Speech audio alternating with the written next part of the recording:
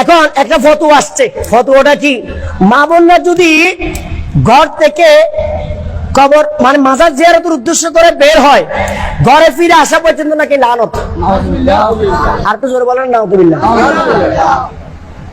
বাজারে গেলে লানত নাই, মার্কেটে গেলে লানত নাই, পড়তে গেলে লানত নাই, পীর সাহেবের কাছে গেলে লানত নাই, পীর সাহেবের কাছে গেলে লানত নাই। এখন এটা একটা অপব্যাখ্যা দেয় হাদিস শরীফ দিয়ে। আমি হাদিস শরীফ বিষয়ে স্টাডি করেছি যে যারা মা বোন কবর জিয়ারত করে তাদের উপর লানত, এই হাদিস শরীফটা রহিত হয়েছে।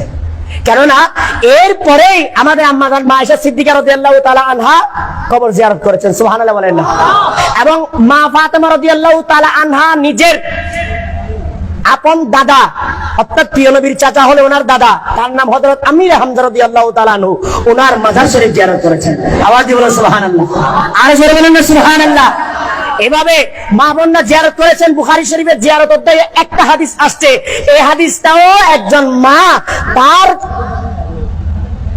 একজন আত্মীয়ের কবর জিয়ারত করতেছেন, একটা হাদিস বুখারীতে এনেছেন, সেটাও একটা মাকে কেন্দ্র করে।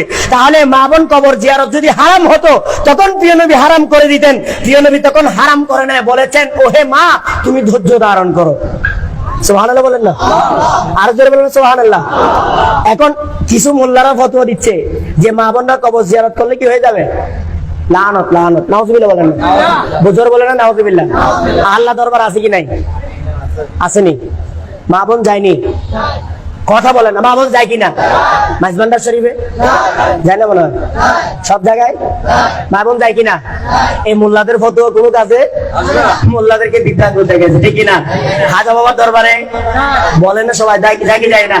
গৌসবাগের দরবারে, ইমাম আজম রহমতুল্লাহ দরবারে, ইমাম বুখারীর দরবারে, ইমাম তিরমিজির দরবারে, ইমাম মালিক রহমতুল্লাহ দরবারে, মদিনা শরীফে, মক্কা শরীফে এই মোল্লাদের ফতোয়া কোনো কাজে আসলো না। কিন্তু মাঝখানে পড়ে এই মোল্লাতন্ত্র, যে মোল্লারা আমাদের মা বোনদেরকে মানুষই মনে করে না, তারা সত্যিকার অর্থে তারা মুসলমান নয়, তারা সুন্নি নয়, তাদের ফতোয়াগুলো শয়তানি ফতোয়া, ঠিক না ভাই?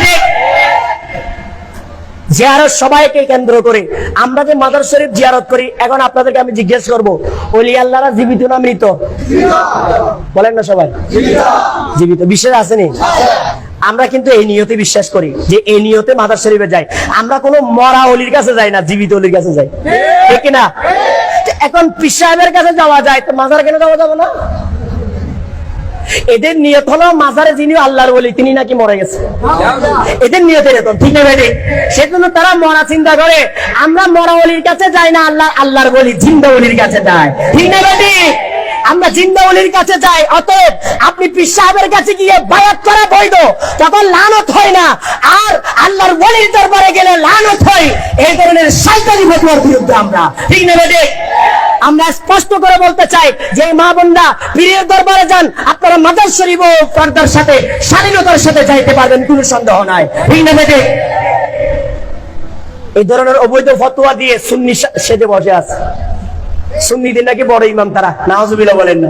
শয়তানের ইমাম হতে পারে, সুন্নিদের ইমাম হতে পারে না।